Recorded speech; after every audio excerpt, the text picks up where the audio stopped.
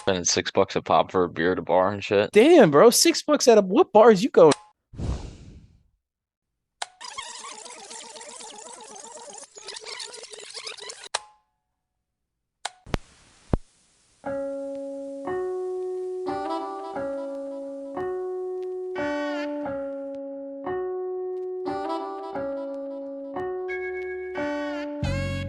I'm Rich. And I'm Josh.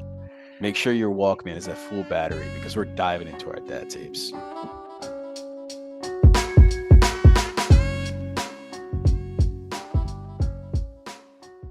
Thanks for listening to tape number 7 of the Dad Tapes. Let's get rolling.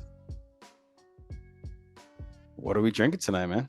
Tonight we are drinking, it's a Cape May Brewing Company beer. It's called Always Ready American Pale Ale. It's a 4.8% ABV, and it's brewed in Cape May, New Jersey. What do you think of it? So it goes down pretty smoothly. It goes down easy. But it's pretty tasty. You know, ales are a pretty light beer. Yeah, in my opinion, this is a little bit heavier of an ale than I'm used to. I mean, I like it. It's good. It's enjoyable. It's refreshing. I mean, I wouldn't drink it all the time, but I like it. Yeah, it's not going to be one that I always have stocked in my refrigerator for sure. But No. you know, if somebody gave me a choice between water It guns and rainbows from and this. Ludlam Island and this ale from K May Brewing, I'm going to go with that American ale. Yeah, So definitely. sorry, Ludlam. You know, I've had a couple other of your brews. They are fantastic. That rainbows and water guns is just a little. Ooh, I'm certainly not going out of my way to get it. No, definitely Sorry, guys. not. So what's been up, man? How was your week? Ah, dude, it's been a week, I guess, man.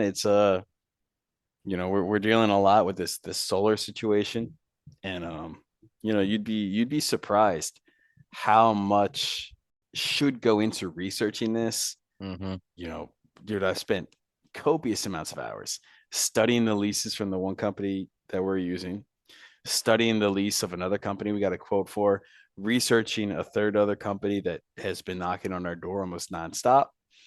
There's a fourth one there that is quickly glanced at, not even worth my time.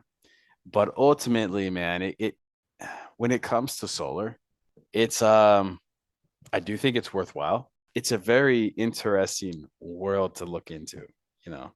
A lot of work goes into solar. You'd be surprised. A lot of material, a Yeah, lot of natural resources. yeah, We're going to be running into some issues soon because you can't just go and bury that stuff into a landfill. yeah. It's No, toxic. It's got mercury in it. There's other heavy metals and toxins that you can't just put away into the earth. no. So, I mean, but hey, you know, we're Americans, so we'll just deal with that issue at another time and probably bury another nation with our issues. Yeah. That's just what we do. Besides that, Shit. though, just you know, trying to get my seed to grow, trying to get that yard to look pretty. Did you lime it yet? Limed it, fertilized it, seeded it, did the whole shebang all in one day. Good.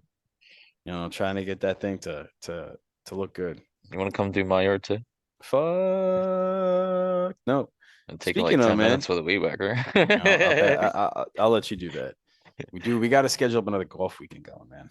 Yeah, we do. We really do. We got to It was get fun. we got to get Jill and Andrew's wife set up. You know what I'm saying? Get their little weekend going so we can get a guys' weekend again. Yeah, You know, we gotta do it up right. That was fun as hell, man. I had a blast. Dude, I don't even care if we go back to the course in Hamilton, man. It was a great course.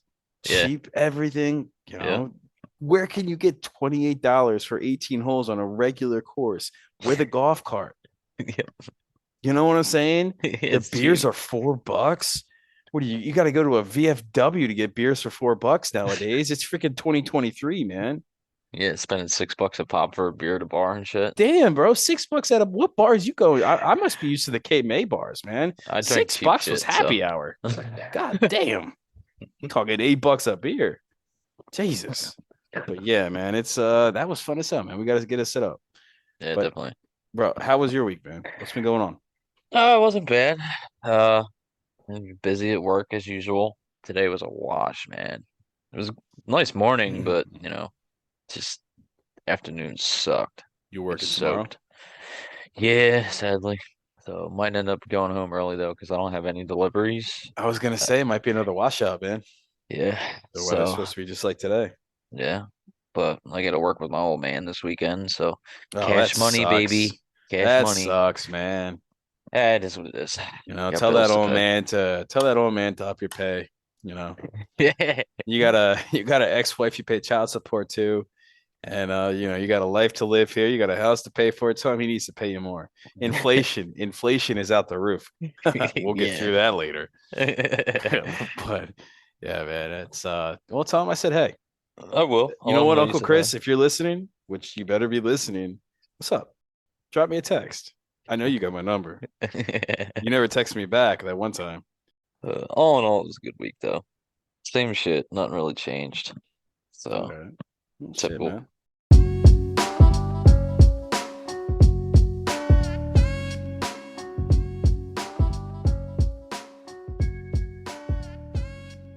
It is that time for us to be prepared dads.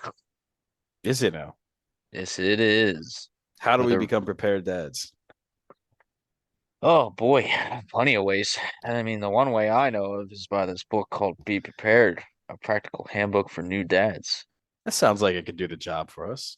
Tonight we're gonna be reading Moms and Mood Swings, pages 36 through 37.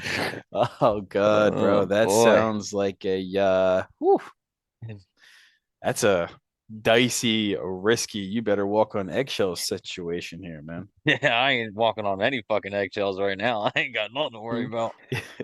about. Dissecting this book a little bit, at least these pages, man. It kind of touches base on postpartum mood swings. Now, I guess postpartum mood swings is different than postpartum depression, at least in regards to what this book says. And it says affecting 3 out of 4 new moms. This condition is often referred to as postpartum blues or baby blues, but the word blues does not do it justice. It's a serious thing.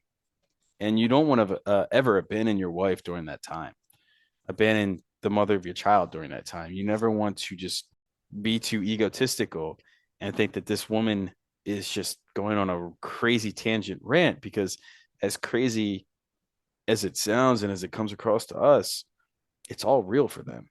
Yeah. And we will never be able to understand that. So there's a couple different policies here that it kind of uses as like a guideline, I guess in a sense you could say, for what you should and shouldn't do. Policy number one says ears open, mouth closed. Guys tend to be fixers by nature. You see a problem and you find a solution. Of To course. interrupt you really quickly, I think a woman doesn't have to be pregnant for this to Oh bother them. no. Oh A hell woman no. does not have to be postpartum mood swings for this to bother them. Hell no. So it says you see a problem and you find a solution. Of course, it's logical, but in this case, it may backfire. Your partner may need comfort, not a 10-point plan of action. The second policy that it recommends, policy 2 is strike it from the record. So, we've all been in a situation to where we've been belligerent, or we've said stupid things, even not even being belligerent and drunk. Oof. And just consider the fact that if you're like that on 4 or 5 beers, it's gonna be like that for a mother who just gave birth times 10. So, 6 months from pregnancy, from the postpartum, rather, she may not even remember some of the names that she called you. And what this book is trying to say is 6 months, only 6 months from the time that it occurred, she still may not remember the mean, Josh, you're a fucking piece of shit. I hope you go jump in a river and die type of shit. It doesn't matter if she says crazy things like that. She's probably not going to remember. Whether by that's just an excuse or whether that's by fact, that's going to be what you're going to get. Yeah. I think we all can say we know from experience. Just don't take it from her. Don't take it to heart, guys. Exactly. Don't Majority take of it the time, they're not personal. going to remember it. Exactly. Policy number three, be an army of one. Don't expect much from your partner these first few weeks. You may need to do everything short of breastfeeding. So be prepared to carry the load, enlist the help of relatives, and order plenty of takeout. Dude, take out your best friend around It that time. is. It is. I mean, listen, there are nights where you do actually have the opportunity to cook a meal if, the baby has gone down early or whatever. But when you get into them situations where it's just like, shit, we don't have the time, Hmm. dude, it's so easy to just pick up the fucking phone and order a pizza. The last policy he recommends is take her out. The one thing I learned in reflecting back on our first child after our second child is how careful we were with our first child as a newborn, Yeah. and going through the second, you realize how easy, how much easier it is to move around a newborn baby, even a 3 month old baby, compared to a baby who is honestly a year and a half. Yeah. It's You're on the go at that point, man. exactly. So utilize that time and go on, go to the zoo if you live near a zoo. Go to hell. We drove down to Baltimore to go to the Baltimore Aquarium. Now our kids are long beyond the ages of newborns, but you know how Yeah. much easier it would have been with newborn babies? Yeah, right? Dude, we'd be going for ourselves. For ourselves. Exactly. But the thing of it is that isolation is brutal. And when a postpartum mood swing affected mother, despite what they say, isolation doesn't isn't what they really want, isn't what they need. No. And getting them out and doing things with them, not only is it just good for their mental health, their emotional health, but for their physical health too. It's You also know, good for your guys' relationship as well. exactly. Yeah, it is.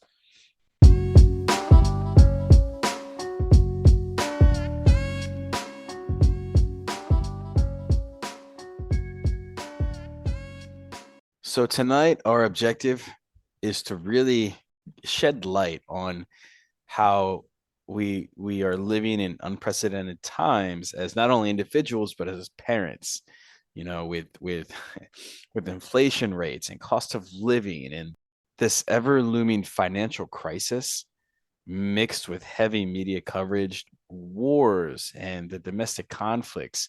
It kind of holds true to the old motto from the, I don't know what era it's from, but the ass, gas, or grass situation, man.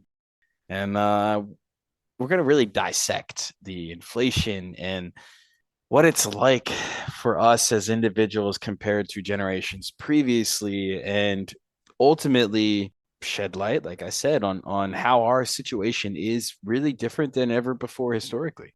So just to start off, recently, as we all probably feel in our wallets, inflation has hit us pretty freaking heavy over this last decade.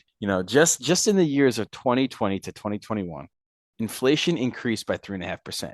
Now I know that doesn't sound like a lot, but comparatively speaking, now let me circle back there. It increased by 3.5% from 1.2% to 4.7 in 2020 to 2021. And again, it does not sound like a lot.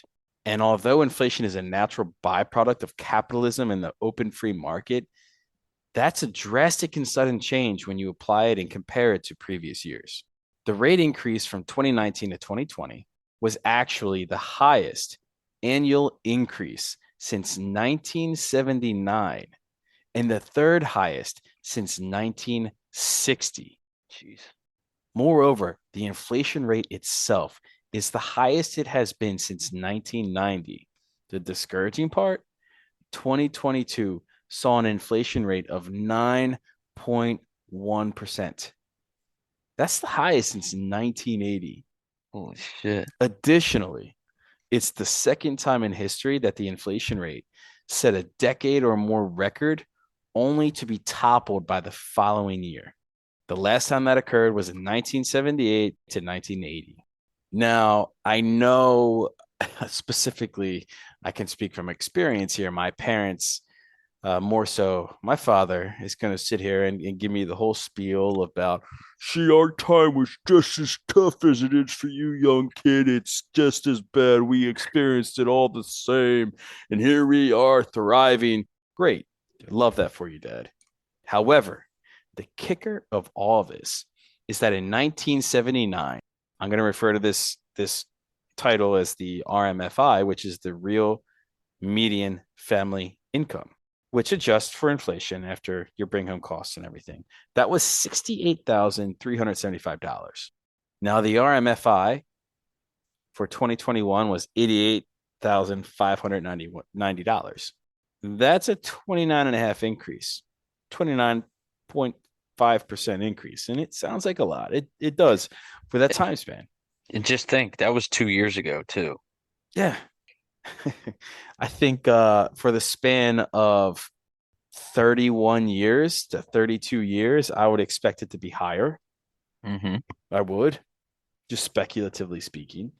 But that's what it is, though $88,000 for $88,500 sounds like a lot for a median income.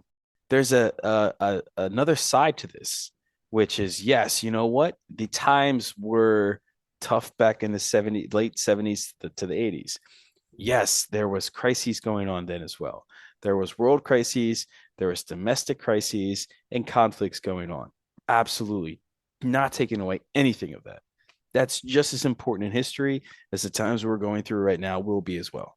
That being said, to supplant all of that said, I just want to focus on just two things here, two small things, which can encompass so much more with just these two things alone. The increased financial pressure of now compared to then is a lot higher. And by that, just looking at, say, buying a home. In 1979, the average home would cost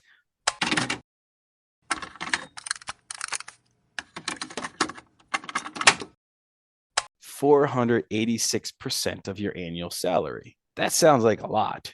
Yeah. 4 times, 4.8 times your annual salary.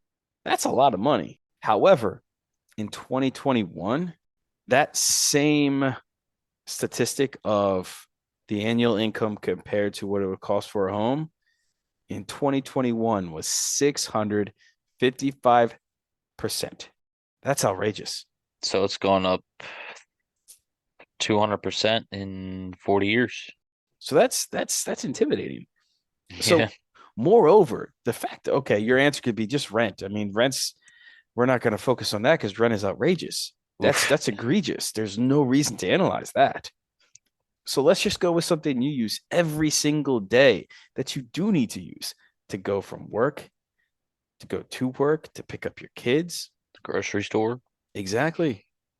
The average cost of a car in 1979, it would cost you 41% of your annual salary.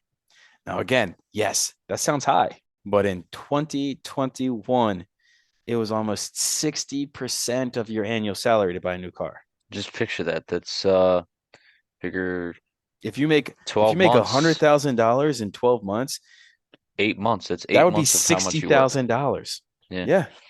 it's crazy.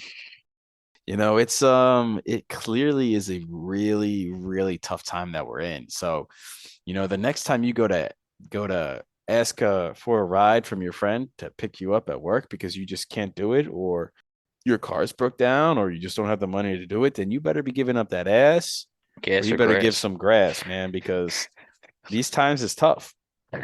These times is tough. Ain't nobody ride for free. Damn straight. Not the 2020s, bro. Hell no.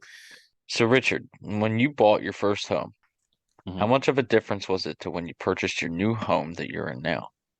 I know that there's a significant difference with price, but was there a difference in interest rates and such with the new one compared to the old one? Dude, absolutely. I mean, just going on the basis alone of what we bought our house at price wise back in 2018 and what we sold the house at in 2022, it was over $100,000 difference Wow. in a matter of 4 years. So yeah, I mean, it was a significant difference, not only in the pricing of our home, but in the rates. I would say we got lucky when we got our loan for this home because it was just as the rates started to climb. Um, back in 2018, we weren't in that situation. We were more so pressing our budget last time because of the home we were buying compared to the market conditions. This time it absolutely was the market conditions pressing us. And that's just a byproduct of the times we're in. Yeah. You're going to be getting a lesser home for a lot more of a dollar compared to what we did back in 2018. And it's just, again, it's just a matter of 4.5 years. It's intense, man. So it's a yes. They both experiences were drastically different, and it's just insane and unfathomable to think about when it's just 4.5 years ago. I mean, Yeah. 4.5 years ago, I was 29. I It's don't still not feel much time though. I exactly. think I about don't it. feel too. That's what I'm saying. I don't feel too much different from 29 to 33. Hmm. But I'll tell you what, $100,000 difference is a big difference in a matter It's of a four big number. years. Yeah. I know I said earlier that my dad's probably going to give me grief about the stats and the data and say, oh, it was just as bad for us growing up. And that it bothers me because I know that it's not, but it's it's tough. And that, like I said, it's bothersome to me. So in that same notion, the stats and the data that we provided for our listeners earlier, and these fearfully mixed projections from these financial experts that you see on the news and in the newspaper, hell, even it's on social media at this point in time.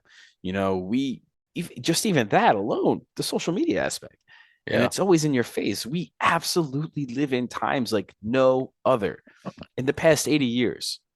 How do you handle when you're now a single father who has child support and then still has to live for himself and has to live for his daughter for the weekends that you have her?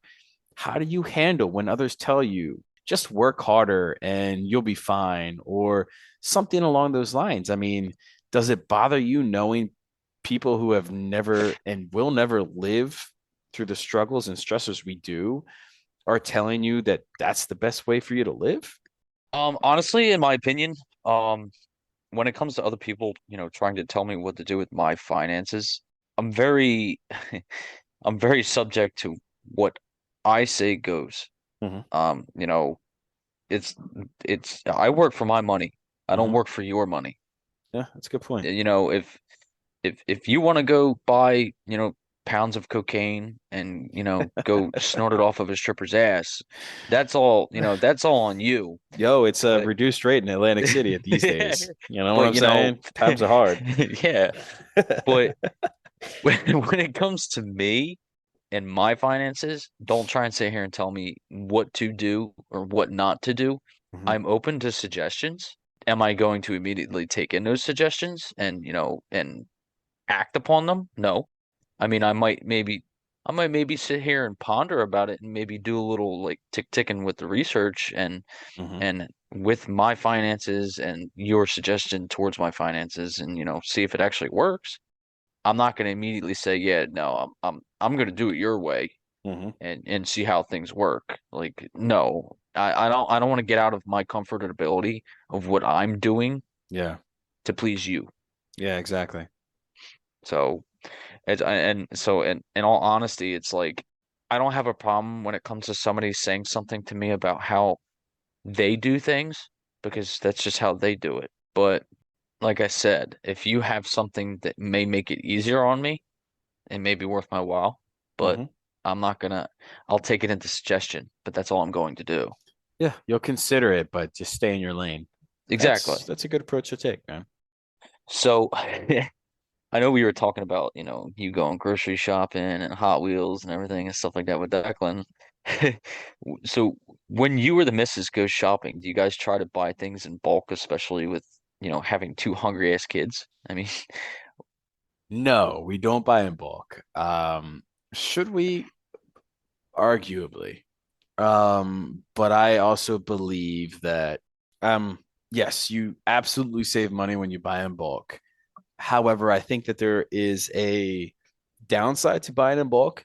because then you have the availability factor.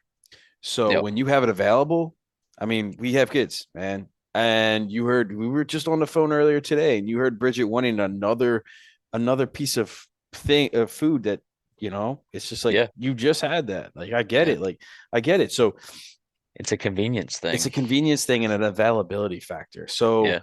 do we buy in bulk? No. Do we try to save money? Absolutely. At the end of the day, I'll tell you that the best place for us to shop is Aldi.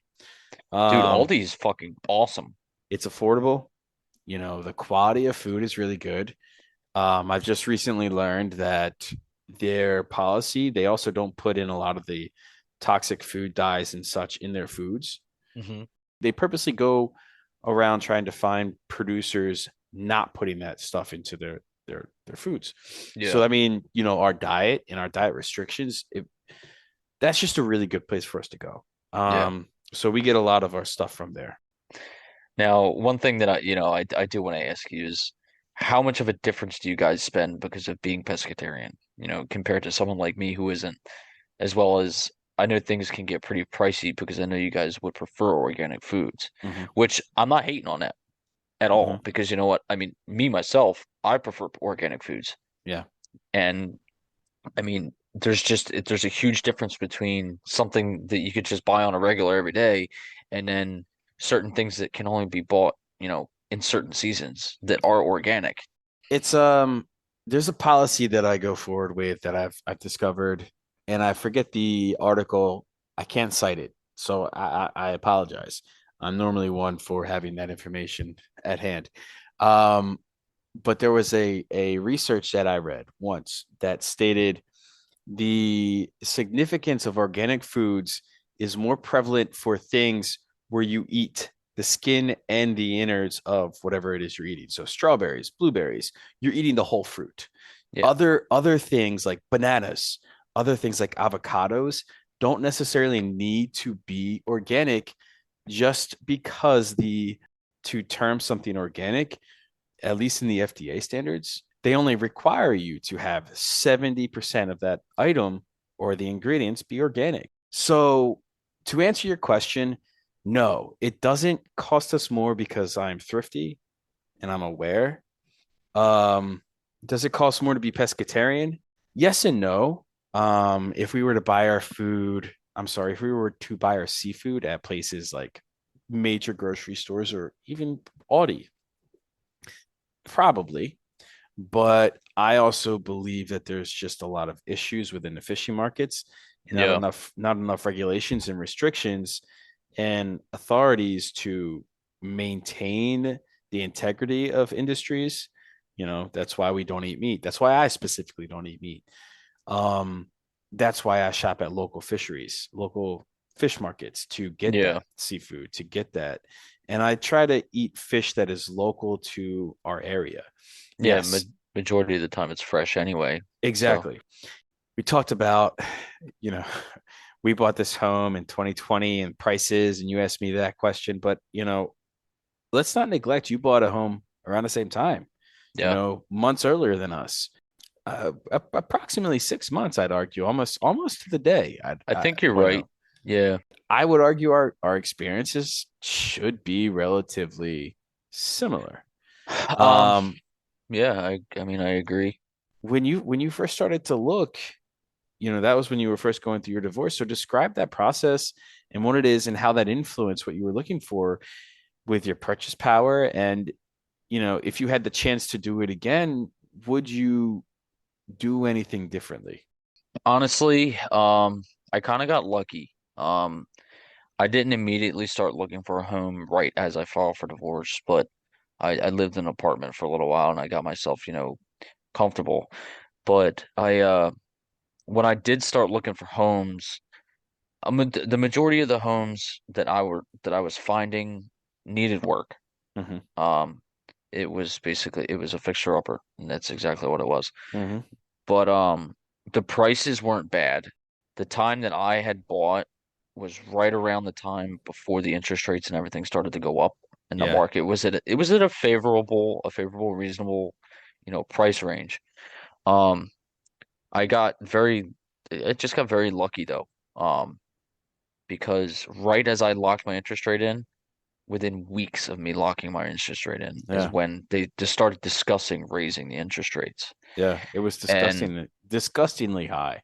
yeah, How quickly it exactly. went. And I mean, if I were to do something different, man, I mean, in my opinion, I don't plan on being in this home more than 10 years. Honestly, what I want to do is I'd love to find a piece of land that is for sale, Hmm. and I would rather build a new home Yeah. from scratch It's the way on to go. land. It's the way to go. Take it from the realtor. That's the way to go.